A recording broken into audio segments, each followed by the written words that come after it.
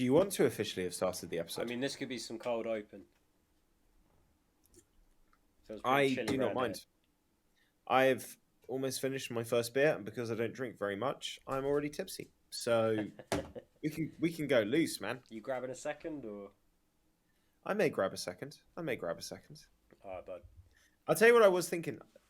The last couple of times I've done this, I've had nicer beers, and this is just an Estrella. Australia's It's a bit. still a nice bit.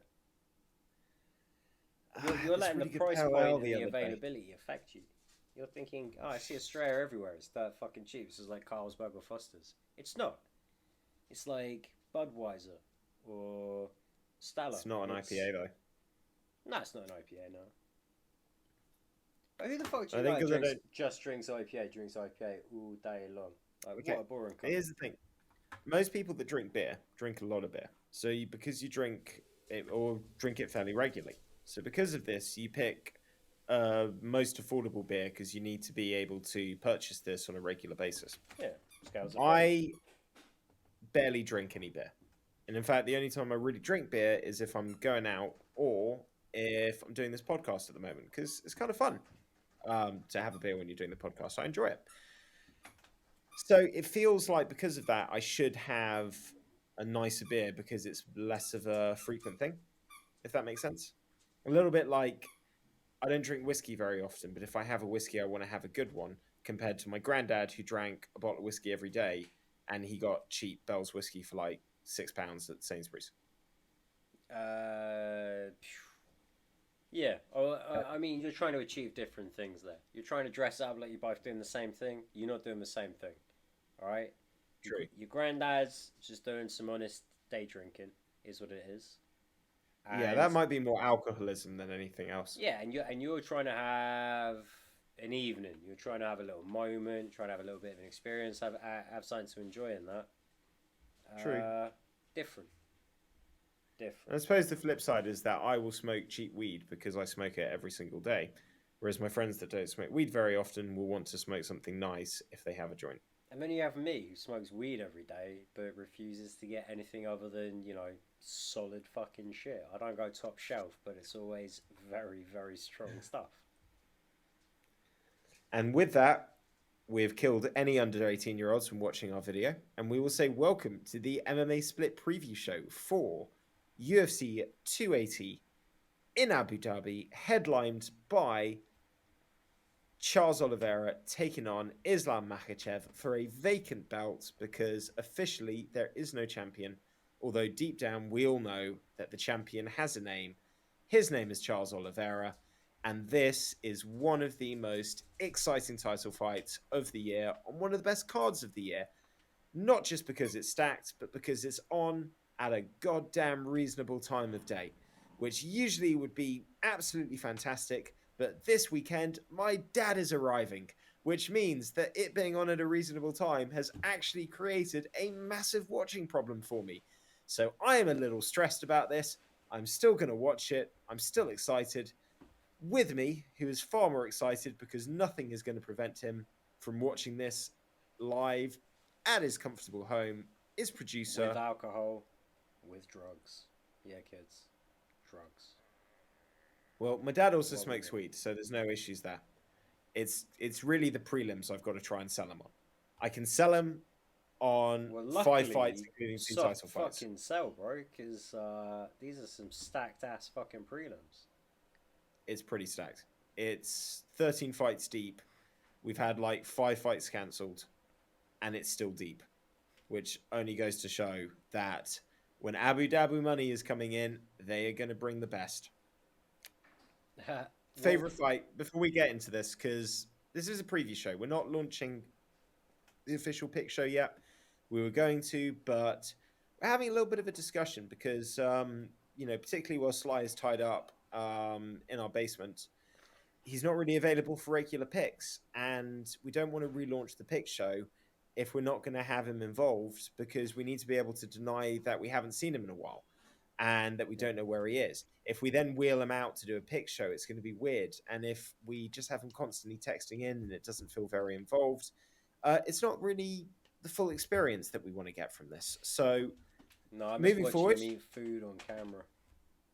know. Kate always thought I he know. was the best bit of the podcast as well. That's sad. I know. And he barely spoke, which probably is an indictment on the two of us, but that is neither here nor there. Tell us in the comments, do you miss Sly? Do you want Sly back? When would you like Sly back? If back, would Hashtag you bring like back him to eat Sly. food? Hashtag bring back Sly. The point of this is that we don't want to do a two-person pick show the way that we did it.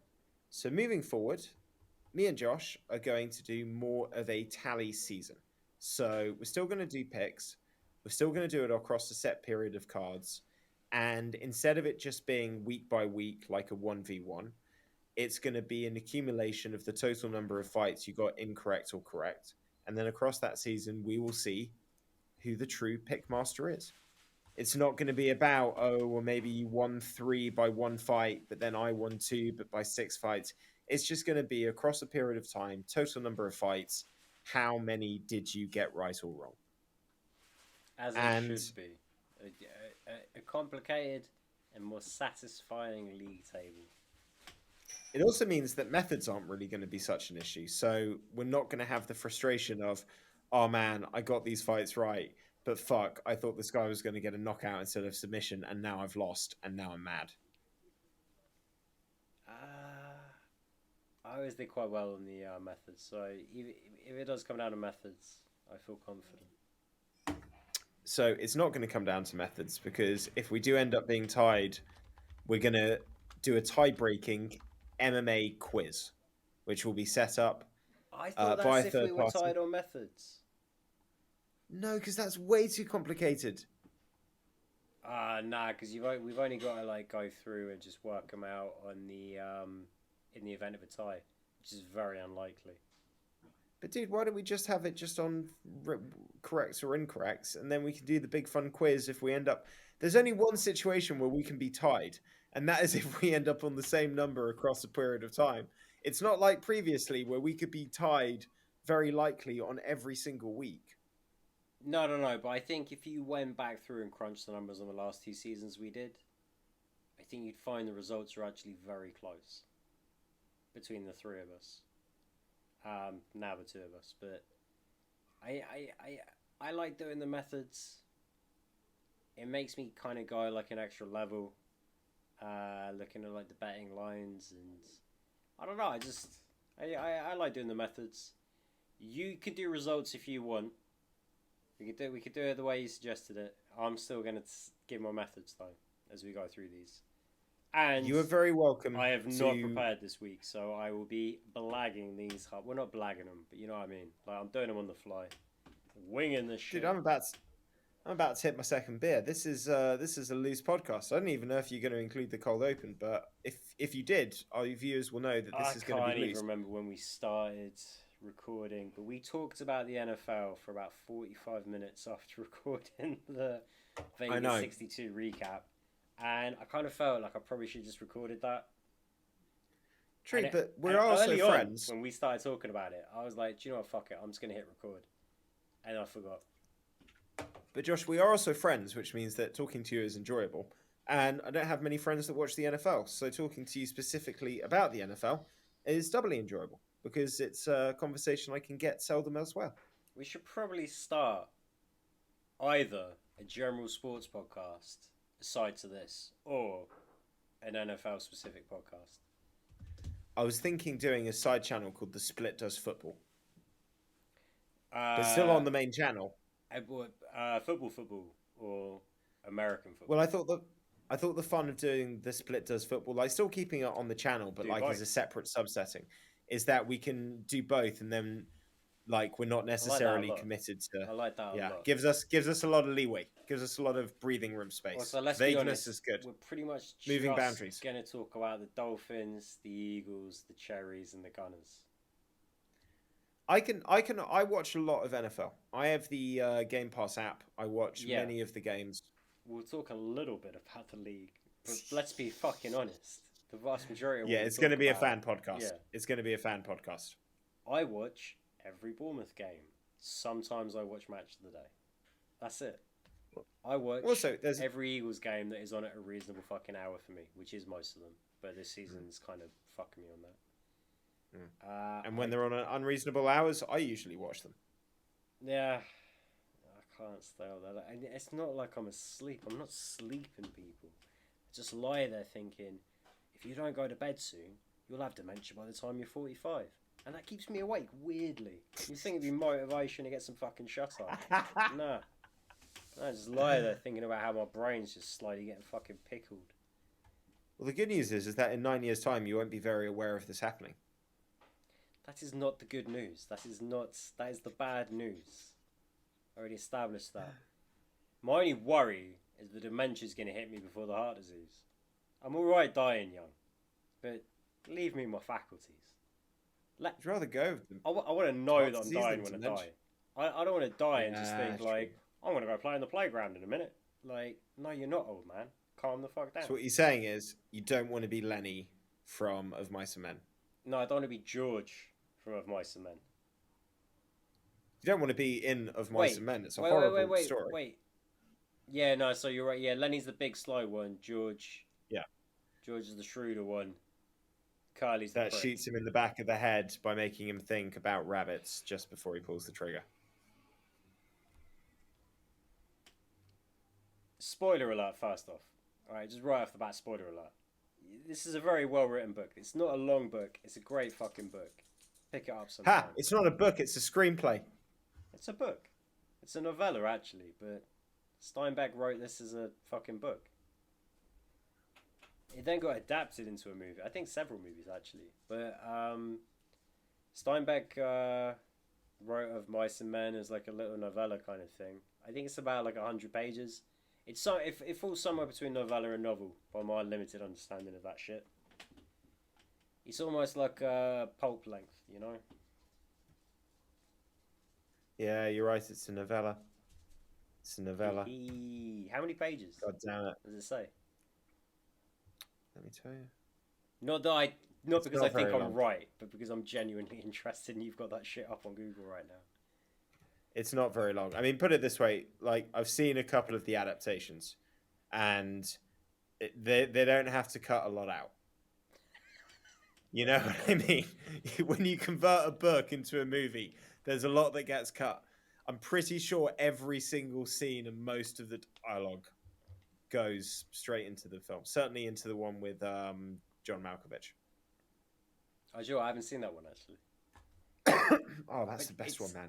It's one of those books that I really enjoyed so much. Like I've never watched To Kill a Mockingbird. I genuinely struggled watching the adaptation of Kaz. It was just kind of pissing me off a little bit. Although it is a good movie. It is a good fucking movie. I'm just saying, it didn't look the way I pictured it in my head. So I've never seen the film To Kill a Mockingbird. I've only read the book. Same. Well, I've seen clips of it and that. You know, I know what Boo Radley looks like, as per their fucking interpretation. I like Gregory Peck as Atticus, but Atticus Finch. Yeah, shit, it's all coming back.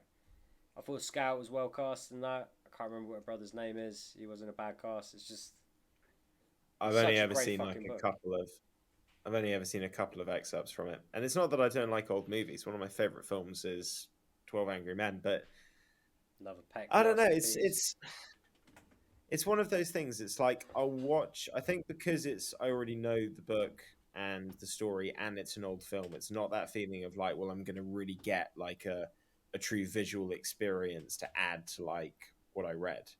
It's just going to be like, I'm going to watch an old movie where I know the story already. Yeah, I don't know. I just get funny about shit that I love reading, especially if it's something I read when I was a kid. The only one that I was ever like completely different to how I pictured it, but I could still tolerate, I could still have kind of like a bipartisan enjoyment in both parts of my brain, would have been Lord of the Rings. Well, I think everybody got behind the Lord of the Rings trilogy. Well, here's talking about Lord of the Rings because it is a little bit topical. I read the books after, so The Hobbit was the first book that my mum ever read to me when I was a kid, and I was read The Lord of the Rings, but I didn't properly read them myself until after the movies came out, and I only did it because I had a school homework like over the summer project where we had to read like a series or 3 books minimum and then do a big talk about them. And I basically figured, well, I already know the story, so I can just skim read the books and talk about the changes and bing bada bong. And as it turns out, the books are also fucking good. Only problem with the books, for a guy that doesn't describe his characters in a lot of physical detail, you get like 20 goddamn pages every time they go to a new location. The fucking leaves are described, the trees are described, the sky is described, the horizon is described, the fucking mountains in the background get described. Yeah. And it's great because it pictures it all, but it's like you're reading a lot of things not happening. Yes and no, but like, you know, when you're reading a book, you kind of got your own pace a little bit as well. So sometimes True. it's just fun to dig deep and stuff It's like also that, and you just pace it. it I mean, shit. it's high fantasy. You have to be detailed. Well, yeah, I was about to say, like Kez, just about like some fucking northern little kids, working class kids, adopting a fucking kestrel he finds.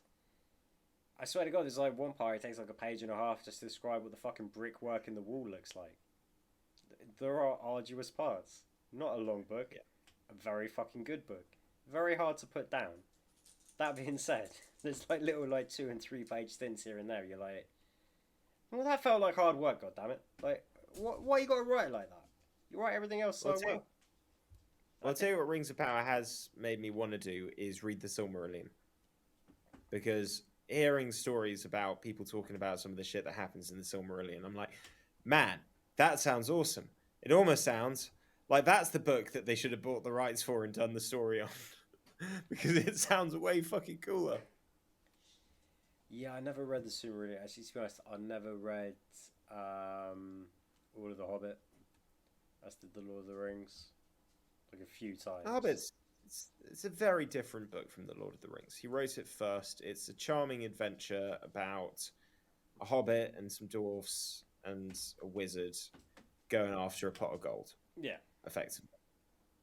It did not need to be converted into 3 films. nah. But many things. 2 may have been gratuitous, to be honest. It is what it is. But hey, the Hobbits are kind of in a prequel situation now, where it's like a worse things come out afterwards. So now everyone looks back at the Hobbit and goes, you know what? Not that bad. Not You mean that like Star bad. Wars prequel trilogy was like a whole generation that just enjoyed it as children. It was their gateway to Star Wars, and they're like, Yeah. if you take away some of the acting, most of the script, and just these weird little moments like Jar Jar Binks, what the fuck was that about? Then you can be like, wow, there's some really nice thematic kind of issues being brought up here. There's some nice fucking power plays. It's interesting, you know. And he hates sand because you know, reminds him of like the burden, his mum's indentured like work and everything, his whole fucking upbringing on fucking Tatooine, and then you're like, how does George Lucas relay that to the audience? Just one scene where it's Padme like, I hate sand. You're like, yeah, nailed it, George. Knocked that one out of the fucking park, didn't you? No, nothing is better than the. We're 20 minutes in, bro. I know. don't know. I don't know. We haven't even talked about MMA. Yeah. But biggest this card is of all the year, staying probably. in. This is all staying in. Biggest card of the year. We spend 45 minutes talking about a card that we didn't even like, and then we get to our biggest card of the year, and we're talking about. I say we get at least one more round in before we wrap this one up as well. You know. Yeah, I think that's probably a good idea. What I will say on Star Wars, though, nothing beats his. It's the 3rd movie, and I need to convey that my main character has had a U-turn from the light side to the dark side of the Force, and I want to convey that when you're the bad guy, you never think that you're the one that's evil. You think that everyone else is wrong. What dialogue can I use to convey that from Anakin Skywalker's point of view, the Jedi are evil?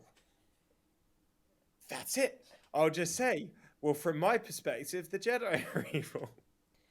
They do have, like, the scene where he gets seduced to the dark side is actually pretty good. It might be one of the only well-written scenes in that whole fucking 3-movie stint. But it's one of those things, like, if you stop and think about it and try to talk to yourself about it the same way you'd explain the movies to someone that had never seen them and try and explain the plot, you're like, do you know what? Sounds pretty fucking good. You go back and rewatch the movies and you're like, You could take maybe an hour and a half out of all three of these movies. I'd enjoy it more. Not It's across all all in the three. execution. Each movie you could probably take an hour to an hour and a half out. It's Yeah, I mean, I remember at 9 years old watching The Phantom Menace, and I did kind of think, like, I already loved, I had the old 1997 sets, the original trilogy on VHS. That's what I grew up watching. And I do remember the start of that movie thinking, like, what is a trade dispute? Why is I didn't know what it was. I didn't understand it, and I couldn't understand why this was being talked about so much. But then it got to some robots and some lightsabers, and then I was happy. I love the theory, though, that Jar Jar Binks was meant to be the big bad guy at the end of it, that he was secretly a Sith Lord manipulating everything like a dark Yoda, pretending to be an idiot. And that basically, because of the complete hatred of his character after the first movie, they backtracked on it. And I think that would have been fucking awesome. If they stuck to that, I, that could have led to some that's not how the great Sith reveals. fucking roll. Like one master, one apprentice, who will inevitably usurp his master, and then foolishly take on another apprentice. They're on another level, bro. They don't conform to our moral fucking midgetry. Right? They're a little bit past it. So they come across like wrong'uns? Yeah, they kill a lot of people. They got their fucking reasons. They don't do it as a big squad. It's a two-man operation at best. Quite often I it's just love, the one, you know? I have this Fuck idea of Jar you Jar watching Binks. Star. It's like this is like a How I Met Your Mother Barney moment where it's like I'm thinking that you Yeah. watch the antagonist as the protagonist, and the problem is Cobra Kai, Rough Cobra Macho Kai the is not the series, Karate Kid. and Cobra Kai has enforced this. You've been rewarded for this point of view with Cobra Kai. I really fucking love that first season of Cobra Kai. Just I watching him like all beat of the it. ever loving shit out of children, I was like, oh, you fucking get me. This is exactly what I need in my life. Talking We handle trauma about differently. beating the shit, Yeah, talking let's get about back beating on up it. children. Hasbulla has officially been signed to fight in the UFC, and he will be in attendance of UFC 280, and is how I am segueing across to UFC 280. We are back. It's the whole reason for this video. You've sat here for half an hour. You probably haven't. Apart from Yeah. Laurie and maybe one other, most other people have switched off, being like, What's what up, the fuck Dave? is this bullshit? Easy, Dave. Good man, Dave. You're a legend, Dave. We Um, need to give him the spec for the new intro. I know. We need to come up with the intro song as well. I've actually got a few things ready to show you. This doesn't need to be in the episode. You segued. Let the Islam way be segged. Makhachev. Hell yeah. Let's be honest, Oliveira is the champ. There's no question about it. This is a test and a fucking half, though. Makhachev in Abu Dhabi. This is the matchup that you look at and think it's either good or bad. Like, you either can deal with it on the ground or you can't. And if you can't, this is a really bad night. And for Makhachev, it's the same situation. If you can take this guy down and nullify him on the ground, you will win this fight like you've won every other fight. If you can't, if he presents issues, if he throws you in some dangerous subs, if he makes you think twice about it, and suddenly you're standing up with Charles Oliveira, this is a bad night for Makhachev. And the question that I have in my mind coming into this is what happens when the guy who, okay, he's got one loss that was an early knockout, but the guy that bullies everybody and just dominates everybody and overwhelms everybody. What happens? Dominates people that aren't that comfortable in the clinch with the trip takedowns. Dominates people that aren't good off their back. So Well, to finish my point, it's a little bit like what happens when the bully meets the kid that can stand up to him. What happens when you don't just bully the guy? Because apart from the Sarukian fight, which for about a round was tough, but Sarukian was on short notice. Eventually, he kind of just sort of snowballed him a little bit, and certainly by the third round, it wasn't the same story. It was a pretty comfortable fight. We haven't seen Makhachev get hurt, have adversity, have things not go his way, lose a round and have to come back and really adjust. and we haven't seen him really fight anybody that was ranked properly in the top 10 when he fought them. No, no. So, If you go by strength of record, like the batting line, Charlie Olive should be like a plus 600 favourite here. but I've also seen Oliveira lose fights and have guys sit in his guard and dominate. And on this run that he's been on, he hasn't fought a guy like Makhachev. So there's so many questions that come into this. And both guys are going to be extremely confident. Charles Oliveira is extremely confident. Makhachev is extremely confident. They both believe that they have every reason to go in there and dominate their opponent. Someone is going to be wrong. I have no fucking idea, man. Really? I feel like Oliveira's got more ways to win, but so many times I've seen Makhachev fight guys and they come away from it going, the guy is crazy strong. I just Yeah. couldn't breathe. I couldn't move. And I just see a situation where Charles Oliveira is scrambled with all these guys. He's beaten all these guys. He's hyper confident. And then he gets that guy in the clinch, clinched on him. And suddenly it's like, holy shit, this is different strength. And he's just unable to do any of the things that he likes to do. Maybe. I don't buy it. I think Charles used to out grapple people that were visibly bigger than him, clearly a lot stronger than him, and he'd still find a way to drown him on the ground. Makhachev, he can be swept. He can be threatened with submission attempts while he's in your guard or while he's in top position.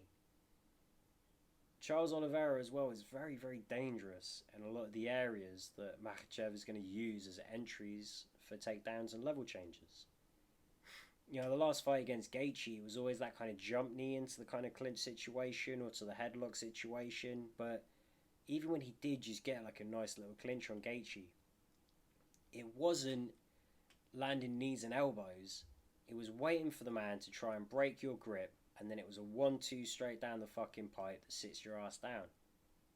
I just think, although the sensible money probably should be on Makhachev, I feel like all the situation, all the areas that he's going to look to push the fight to have the success that he usually has are all the areas where Charles can be very dangerous.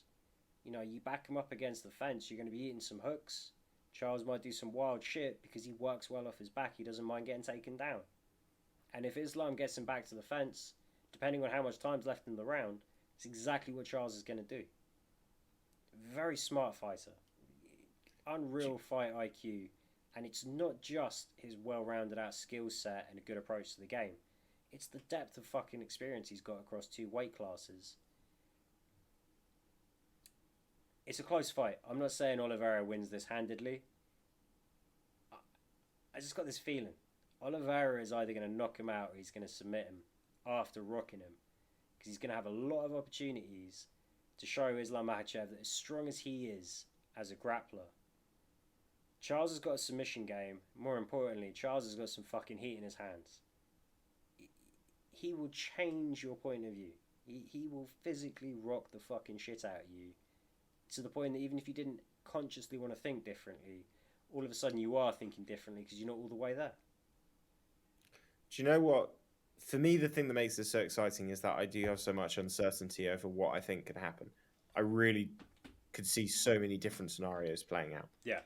But the thing that really nails this down, this isn't just to crown a vacant champion that we all really know as Oliveira.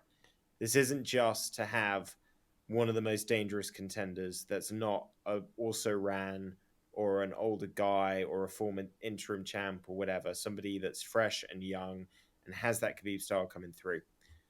We never got Khabib versus Tony, despite 5 attempts at trying. And this isn't an exact analogy because Makhachev is his own fighter. He's got pros and cons that make him different from Khabib. And Charles Oliveira has obviously got very different skills and different levels of skills to Tony. But in terms of what they represent, the style that they come into, the equation that you're looking to solve with this, the Sambo style pressure wrestler against the long striker with dangerous submissions who will attack them from any position off his back. In so many ways, this feels like we're getting the progression or the the new version of Tony against the new Khabib. Very much cemented by the fact that Makhachev is Khabib's protege. So this isn't just to see who the best lightweight in the world is. This is almost like, you know, we're getting the fight through the next generation that we didn't get previously. It's like a wrong is being righted. You're scaring me On this now regard. because I'm worrying that the fight's going to fall apart. That's all Well, you're we've making got me think. Here's an interesting We've got point. Volker's backup. Yeah, but not if they Volker's both fucking back up. drop out. and True. Volk is going to be next man up. Whoever wins here, assuming it's not a draw, because obviously it's a vacant belt. technically, Volkanovski's also going to get the next title shot after this. Apparently, Beneil Dariush must have fucking wronged someone very dear to Hunter Campbell and Dana White. So's Benner, is what it is. I feel like Dariush, if he can get past Gamrot, would be happy to sit. I think that's the deal that it would be. I don't know. Yeah, maybe. Yeah, maybe. It's I like think we'll get to this. Out of all the old men in the top 5 right now, he's got to be one of the oldest. Got to be. Yeah. Well, I mean, he's been grey ever since he was fucking 30, so it's hard to tell. And he's been We'll talk about that that fight. fucking time. We'll talk about how this comes. How much do you think the quote-unquote home field advantage is going to come into play for Makhachev, positively or negatively? 0.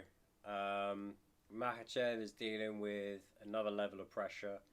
And yes, he's clearly let the pressure affect him previously, but he's still come through. He's weathered the storm.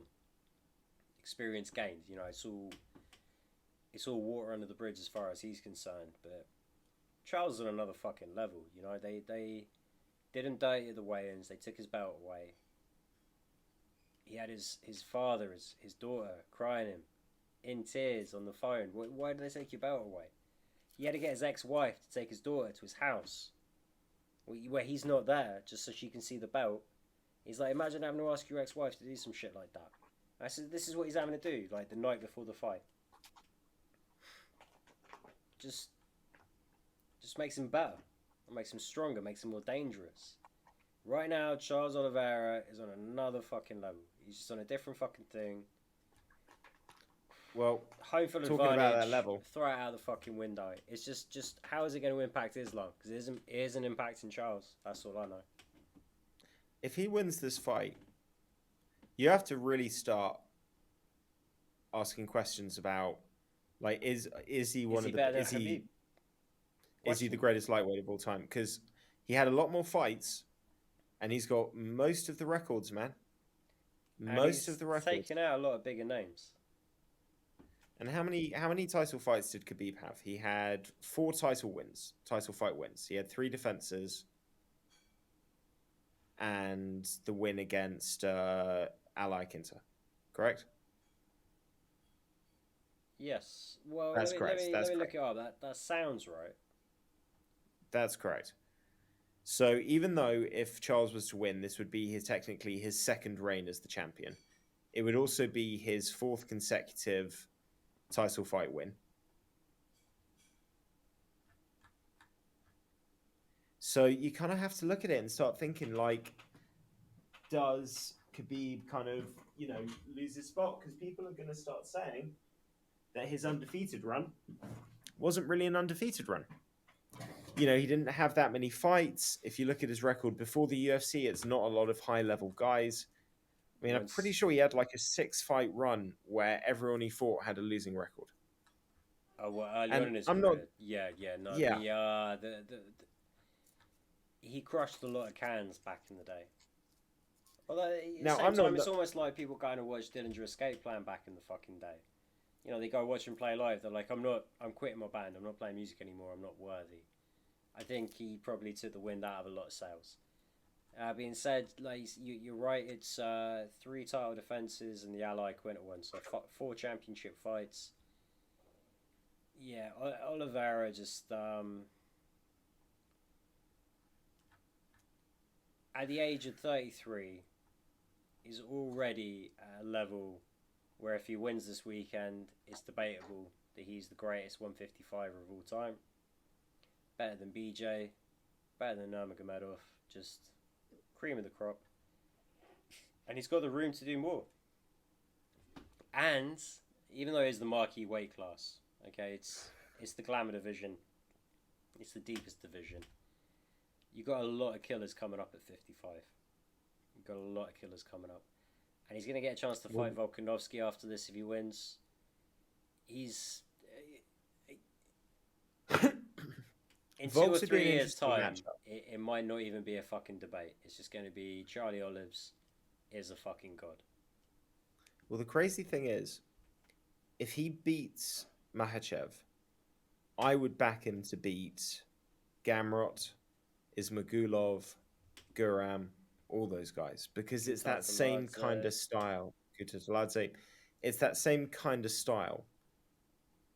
If he loses to this, you start thinking, all of a sudden you see these guys coming up, there might all be problems for him. So it's a great fight. It's an important fight. It's a pivotal fight. Gun to my head, I would say I go Makhachev by TKO. But I want Oliveira to win.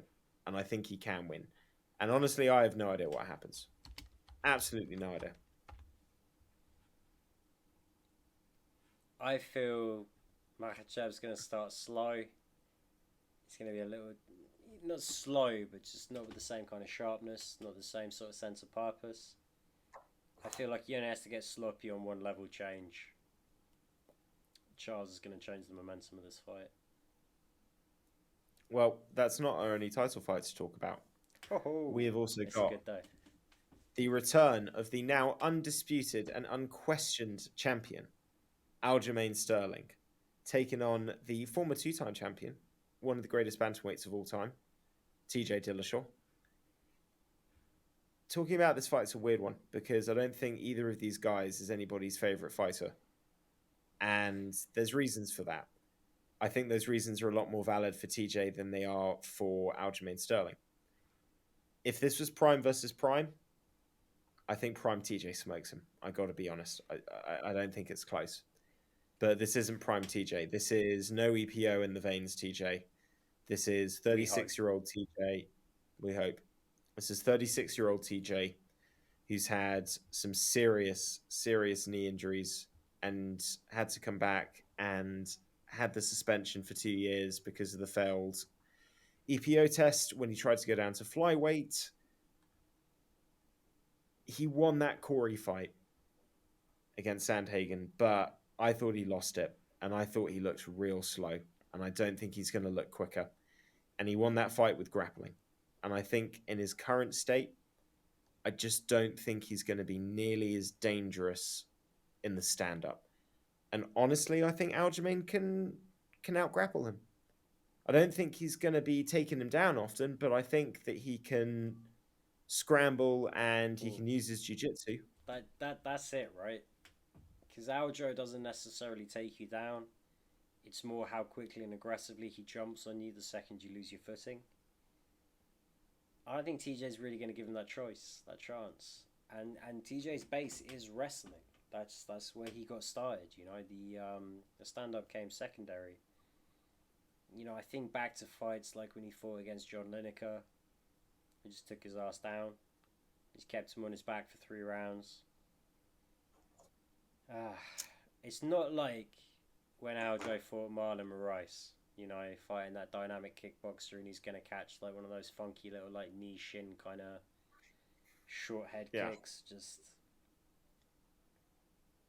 I got back and forth so much. Aljo should win this fight. How much of a factor is TJ's wrestling going to be? Because it's not just that he can keep it on the feet, but he can almost take people down at will when he's at his best. When was the Corey fight? It was last year, but it was like last summer, right? It's not quite a year and a half. It's like a year and 3, year and 4 months, something like that. Old. Is that a good gap at this age? Maybe.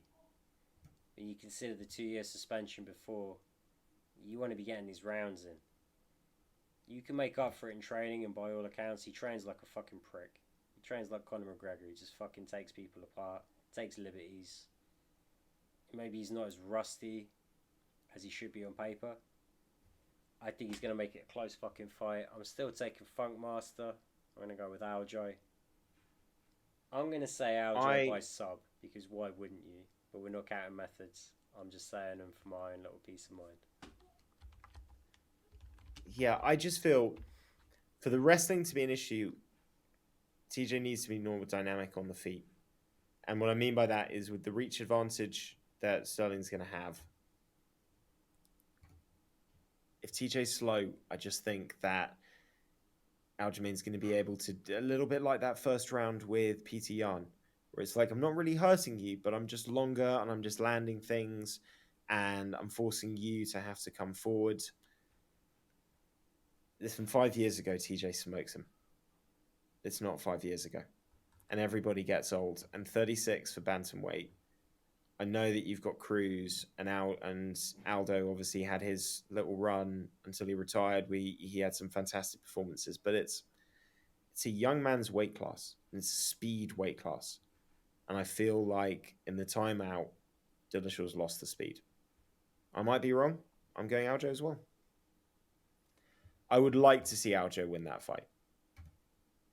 Yeah, well, I would like to see Aljo win that fight. I definitely don't want to see TJ win that fight. So I agree with you I'm on that very one. emotionally invested in this one. Man, takes us down to the feature fight. We talked about this when it got announced. Still can't believe it's actually happening. Number 1 ranked Peter Yan is taken on number 12 ranked Sean O'Malley. The number is only there because he's fighting Yan. Let's be real. Yeah, this fight only happened because everyone else was booked, and both you might as guys well needed call a O'Malley fight. number 16. That's Yeah, why is Yan taking this fight? Well, because he's going to beat some kid that's a hype train that he probably looks at as an easier matchup compared to some of the guys around him, and it's going to propel him further in terms of getting back into the title picture. Why is O'Malley taking this fight? Well, man, because it's a win-win. If he loses this fight, everyone's going to say it was a step too far too quickly. If he wins, he's going to get on the mic and call out the winner of TJ versus Aljamain Sterling, and he's going to have a damn fucking good argument for why he should get it. yeah. Or he's gonna get on the microphone and go, "Pay me. We need to renegotiate." He'll Which is probably what do I that. hope he does. That's what he should be doing. He should have done that before he took this fight to begin with. But man, Well, I'm looking at this he fight. must have taken a bump on this one. There'll be some Yeah, recompense for 100%. sure. I mean, I knew he had signed a new contract and 100%. everything, but there would be. They know that he's going to help move this pay per view product. Jan's going to help move this pay per view product. I think both boys are getting some under the table recompense, as it should be. You know, you can't tax everything. Go fuck yourselves. That's what I'm saying. Don't like organised authority, don't like government, don't like taxes. I am a piece of shit. You know, the more I look at this fight, the more I think that this could actually be a real misstep from Peter Yan. Because on the one hand, let's be real, Peter Yan's an elite level fighter. He's a former world champion. Yeah. He should be winning this fight. But Sean O'Malley's good in the same areas, and he's tall and he's long and he's creative. And Yan throws the first round away even in 3-round fights a little too often, and it's because he's getting his reads and he trusts that it's all going to pay off in rounds 2 and 3. But it's going to give. I think the biggest mistake will on you this can make one is though, because O'Malley reads like a counter puncher, but he's actually quite forward thinking, as Sly would say. You know, he's quite aggressive with the decision making, and it's a lot of lateral slips and feints. But like he gets long and he attacks you. He is very proactive in creating that point of contact. You know, he will establish range much quicker than you think he is. He will take risks to that extent because he can slip out laterally so quickly, and he feints so well, and he's such a good long fighter. Yan though, better fight IQ, Better cage management. You know, better octagon control. He'll have the better footwork. He'll have the better hands. Overall, he will be the better striker. And even though O'Malley has got legit credentials now in his submission game and his jiu-jitsu, he's never going to be able to level change like Yarn can, and he's not like the best takedown guy in the division because Uh, he's not a wrestler. But if he's kind of fucking up there, you know. He's like a GSP in his own if right. we see if somebody's wrestling in this fight, it's going to be Jan. Yeah. He I'm will be the one 100% sure on initiating the that. takedowns. It will be O'Malley looking to threaten submissions off his back, triangles probably. I don't. I'm aware of his jiu-jitsu career. He's going out doing these jiu-jitsu tournaments. He's going out there with the right fucking attitude. People are embracing him in the jiu-jitsu community. I don't really know where his like strong suit is in his submission game. I got to assume those long ass fucking legs that triangles are on Well, the table though. the thing I'd say there is that PT Yarn spent about 9 consecutive minutes with Aljo locked on his back without having his actual corner team and coaching team in his corner, and he didn't get subbed. Yeah. But So, I'm just and saying on paper here, right? It's like Yarn, yeah, stand up, wrestling, just generally being in control of the fight, dictating the pace, dictating the range, cutting off the cage more effectively. And O'Malley has that X factor. well, listen, I do think there's a possibility Yarn could throw away the first round, and I think that would be a mistake because if he lets O'Malley get comfortable, that might be a momentum that you don't want to let the kid get. I do think O'Malley can win this, but for me, he either wins this by landing something spectacular with Yarn maybe not taking him seriously or not really understanding the danger that's presented, or maybe he takes him down and there's not a lot of tape of O'Malley's jiu-jitsu game and he catches him in something he doesn't think the guy's going to do, or By the he way, there wins the probably is a first lot of round. tape on a jiu-jitsu game. I'm just lazy as fuck. I don't want to create that impression. True, but it's harder to judge. Like when you see the tape and when you see guys use it in the octagon, it's a lot easier to quantify. Yeah. So MMA jiu-jitsu, traditional like gi or no gi jiu-jitsu, different. All fucking exactly. different. So I think, and I could see O'Malley nicking the first round and then just doing enough to win the second and then hanging on for dear life in the third. Like there's a way that he could win this. But I think the far more likely way is that Yarn either wins a decision by winning at least 2 of these rounds, probably the last two, or just systematically breaks him down and finishes him either in the second or third round. Yeah, I'm going Yarn. I'm thinking Yarn by decision. It's just that thing in my head where I'm like, if he does throw, I don't think he will throw away the first round on this one because it's it, it's just ignorance as to what O'Malley can and can't do, and it's a 3 round fight. You just can't do that. You can throw away a minute or 30 seconds maybe, but O'Malley is going to start putting the pressure onto you at that point, and it would be a mistake to let this boy get a foothold in the fight. So, Yeah. um, I think O'Malley though, you know, it's not just that he can finish people. He's got that combination of power, speed, and accuracy. He can grind out as well. You know, he's won decisions with a broken foot, obviously against much lower level competition. Yeah. My point is that the boy, he understands how to take care of business when he has to. Shito verify, like, just we don't have enough information there. It just kind of fucking is what it is, you know.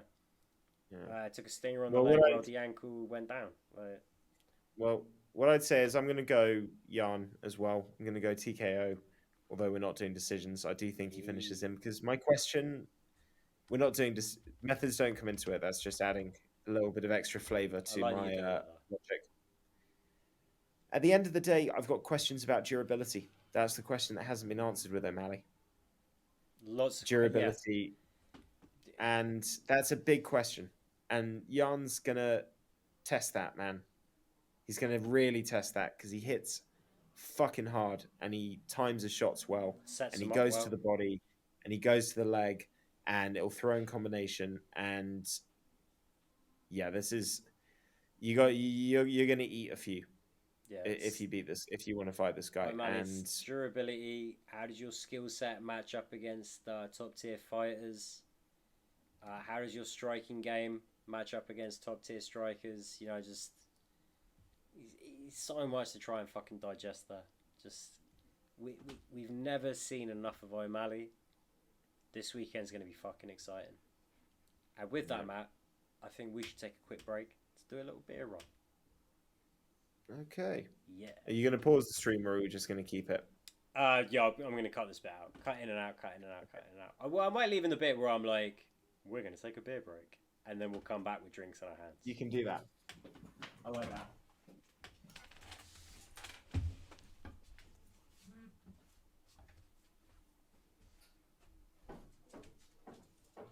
Good boy.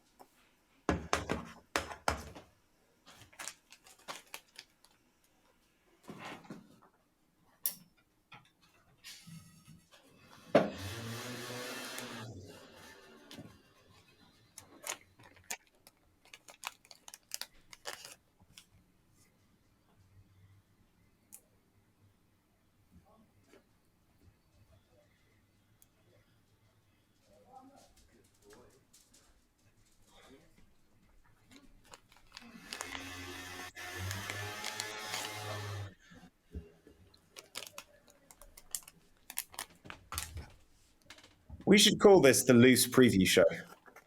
So, what was that? We should call this the loose preview show. I'm definitely putting it in the description. Loose goose, lease geese. Loose geese. I always love that fucking peep show line. Super Hands gets the van. And they're like, oh, man in the van. He's like, you get a van too, dress. Then we're men with Ven.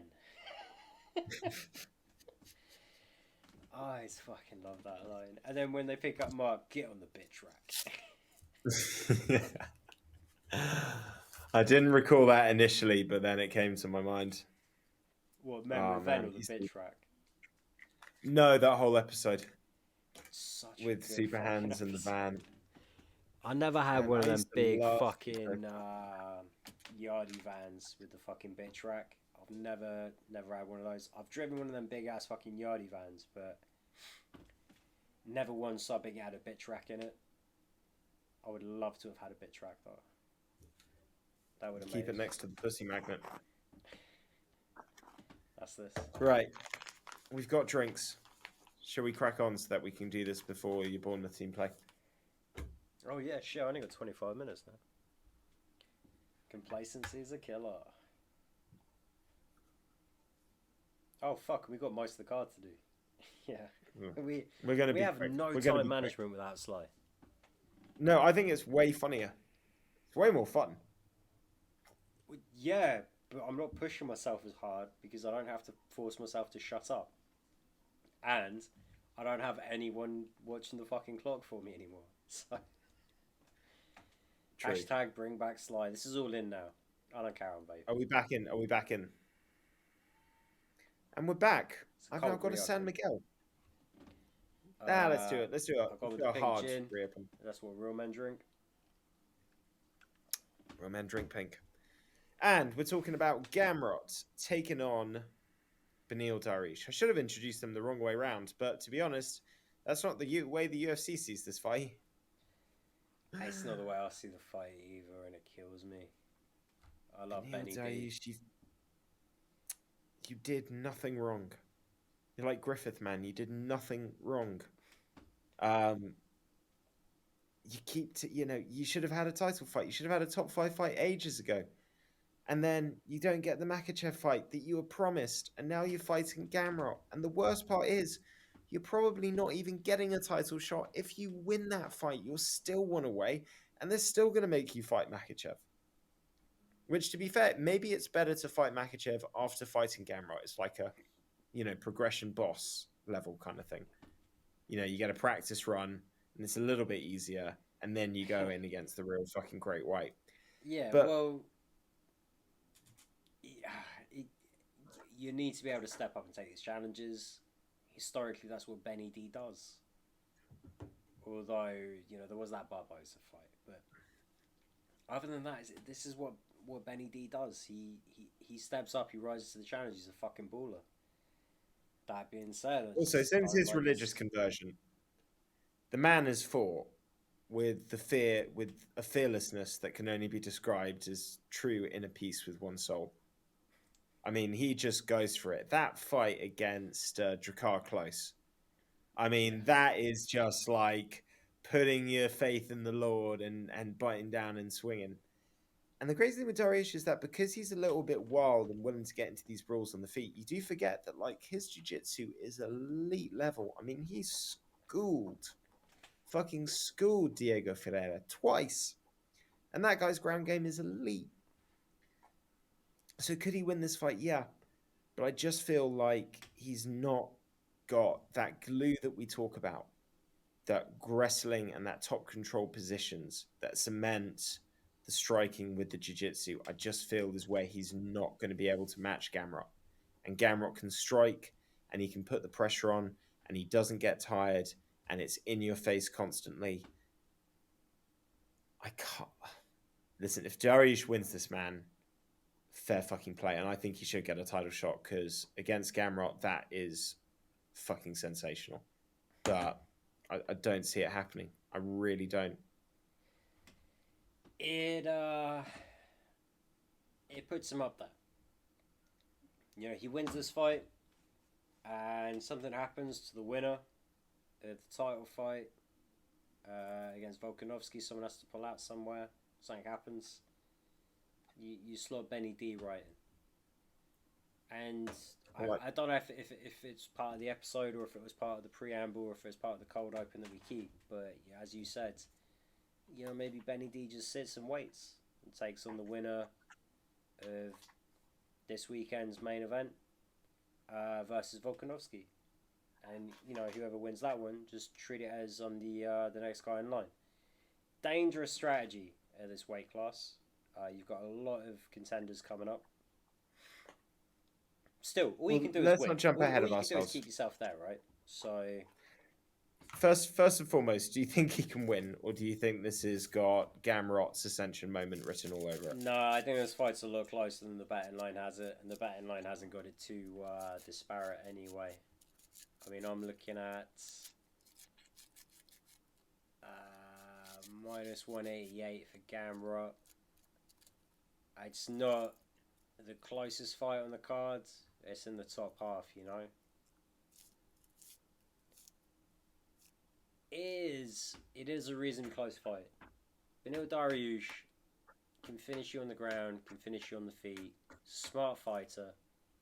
And frankly, when he's been beat, it's largely when he's following a good game plan and someone just has a great fucking moment, just a stroke of genius, just reads something against Barbosa. It was going to the well too much with that combo to set up the level change. Eats a flying knee. For the most part, though, Benny D, he represents King's MMA very well. Rafael Cordero very well. He is an absolute beast of a competitor. I fucking love him. Like, after the Barboza fight, that was the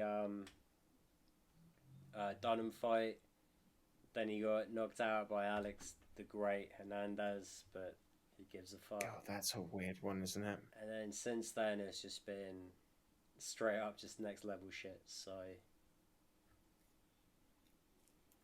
You're going. You're going Daish. I'm not. But after all of that, yeah, well, my point is, it's a close fight. I'm going Gamera. I want to win the fucking week. You know, I want to win the season. I'm gonna go Gamera up by decision. I'm just saying, this is a close fucking fight. Anyone looking at the betting line and going, yeah, Benny D's lost some big fights. He's only lost 4. He's lost some big fights. He's getting old. He's not that old. He's getting old. You know, it's a young man's game. 155, fucking murderers row. Nah, Gamrot's the new blood coming in. Fuck them. They're wrong. Dariush is an absolute beast. It's a close fight. I'm still going Gamrot because I want to win. But you know. Well, I hope you're right. And now that you and I are both picking the same, I can say that I actually hope that Dariush wins this for him, but I'm still going Gamrot, man. I'm a believer. The guy beat Sarukian, dude. Sarukian is as real as it fucking gets. Yeah. And a lot of people could say that he beat Guram in that fight. So for me, I can't look past Gamrot. I think he wins, and I think whoever wins on Saturday in the title fight, whoever wins the fight after, I think he'd have a strong chance against any of those people. I think he'd be at least in with a good chance. For sure. Takes us down to lady we spoke about on our previous video this week, Caitlin Chookagian, who is again fending off her #1 ranked position at the top of the flyweight division against the rising Manon Fiorot, who has been meant to fight a whole bunch of people. Wasn't she meant to fight Andrade at one point? She's supposed to fight Chookagian. Wait, no. You're supposed to fight Andrade first? I can't remember. Maybe Andrade pulled out. It's either gone Andrade Manon Fiorot fight, actually. I think it's either gone Andrade Chookagian, or it's gone Chookagian Andrade Chookagian. Basically, yeah. Yeah, I think it's gone Andrade Chookagian. But either way, we're supposed to have this back in UFC Paris. It's not the way it shook out. We're getting it this weekend instead. And frankly, I like the way this card's shaping up. And this is a great fucking fight. I am having a hard time picking like this fight. I'm honestly thinking that I'm going to wait to make my pick until you've made your pick, because I like the fact that we've only got one fight different right now. I'll go first if you want. No, listen, I'll stand by my pick. What I would say about this, what makes it interesting, on paper, Fiorot is a more accomplished kickboxer. More power, more explosive, a lot more power, a lot more explosive, better fundamental technique. But Chookagian's fought a lot of people that have better technique than her. And it hasn't mattered because she's tall, she's long, and fuck me, can she use that reach. She's never in the same place at the same time. She throws that jab, she moves. She throws a kick, she moves. She throws a 1-2, she moves. It's really hard to hit her clean or hard with anything because she doesn't stay in one position. And she's longer than you, and she's really happy to just play that close margins. Win the round, even if it's a little squeaky. Make sure I'm getting you more than you getting me. And against people that aren't pronounced grapplers, she can grapple. Yeah. She's got a brown belt in jiu-jitsu. Antonina Shevchenko, great kickboxer. What did she do? I'm not even going to play that game. I'm just going to take you down because I'm better than you. She's got the fucking frame for it, and again, just as aggressive on the ground. She's just as dangerous on the ground. It's pick your poison. Yeah. You can be better skilled than her. You can be a better athlete than her. But if you don't knock her the fuck out, and if you can't really impose your will early and bully her, she's going to be there every fucking round, and she will start stealing rounds from you. And if you get fucking sloppy, if you stop minding your P's and Q's, she can put you away. So, not that And it also, happens a lot, but like, do you know what I mean? Like, she can submit you. She is fucking dangerous. It's interesting. It's very interesting. well, for me, it's simple. Like, I don't know if she wins this fight 100%. There's a lot of dangers that Fioro brings. And we know what the questions are. Fioro looks a bit more accomplished. He hasn't been tested in the same way, but I've seen Chukagian pass this test too many times for me to go against her now. You know, the Yeah. only people that have beaten her at flyweight in the last fucking 9 fights, whatever it is, last few Yeah, it was years, 9. Yeah. 9 fights, are world champions. Andrade, who is a physical freak of nature, and Shevchenko, who's the best that we've ever seen in this weight class by a country mile. Chukagian can win this fight. I'm picking Chukagian. I'm really excited about it, though. If Fiora does win, we can start putting her in this other category of Oof. exciting people for Shevchenko. See, I thought you were going Although to I go with don't Fio. So think now, do I risk us splitting the week, knowing that ultimately it doesn't matter as much? Because we're going for the overall count, Dude, the busier league table. also, I that's only was the main card, dude. We've still got 8 fights to go. I wouldn't Yeah, worry about the we're gonna split go yet. quick on them now because I've got 30 We are going to minutes. go quick. Shit, which means I've got to make a decision. Do you know what? I'm gonna go a man on. I was tempted to go with Chukagian as the underdog if we were quite close on the picks, and I thought that was going to be like an extra little cushion for me. You're going Chukagian. I can't get any value there. I'm gonna take the risk on and go for the favourite. I'm gonna go Fio by decision. That's the main card. Speed round through the prelims, starting with Bilal Muhammad taking on Sean Brady. I Why don't love I this manage fight. my time better? I want to talk about this one Really, for days. I really like Bilal, but Sean Brady is Undefeated for a reason. he's undefeated for a reason, man. Do I think Bilal can mix it together better at the moment? Yep. Fuck yeah. But I don't think it's going to matter because Sean Brady's going to eat what he's got. He's going to get in his face, and I think he's going to out grapple him, man. I'm Yep. going Brady decision. I feel like to beat Brady right now, you have to be a one punch knockout artist or you have to be a better grappler. Just end of. Right now, to beat Brady in his run of form, taking too long again. Game's kicking off. Brady decision. Shut the fuck up, Josh. Move forward, move forward, move forward. I'll tell you what, though, whoever wins that, if Bilal wins that, I'm going to be pushing for him to get a title shot, or at the least a title eliminator, because if he beats Brady, fuck yeah. And if Brady wins, he's right in that top 5 conversation. So big fight for both guys. But it's going to be grapple heavy, which is why that is on the prelims. Next up, Mahmoud Muradov. Man, we were also hot on this guy, and then he came up against GM3, and he's taken on another guy that looks like absolute dynamite since he's come into the division, Chao Borhario. It's got to be Chao for me. Nice. I'm going with Mukmad Muradov. Still very fucking high Muradov. It was just an off night. I remember saying I was going to eat my hat. I never actually did eat a hat. I've only got one hat. I use it a lot. No one ever does. I'm not eating it. Also, it's a hat. I'm not eating it. Muradov It's not by 50 KO. question. Fight that is snuck down on these prelims, and it's a shame because this is an absolute banger. Ozdemir taking on Krylov. Both guys love to finish. Both guys like to start round 1 aggressively. Both guys are coming off wins for the first time in a while. So neither guy wants to lose the momentum. Should be Volkan, man. Like, Volkan's reached levels that Krylov hasn't. And I feel like Krylov, it's just about that first round. And I don't see Volkan getting finished in this first round. I'm going Volkan. Shit, I thought we were going to split this one too. I thought I was going to have a 3-1 cushion going into week 2. I'm going Ozdemir KO as well. He has no time for this. He will knock him the fuck out. Krylov though is a beast. Big fan of this. What a great fucking card. Like, I know we said it 1,000 times. I'm going to say 1,001. We're in for a fucking treat this weekend. Okay, shooting through these next ones. Zubara Tukagov taking on Lucas Almeida. I don't know. I am going Almeida. This one's a toss-up for me. Safe, Tukagov. Money in the bag. By decision. No, it matters.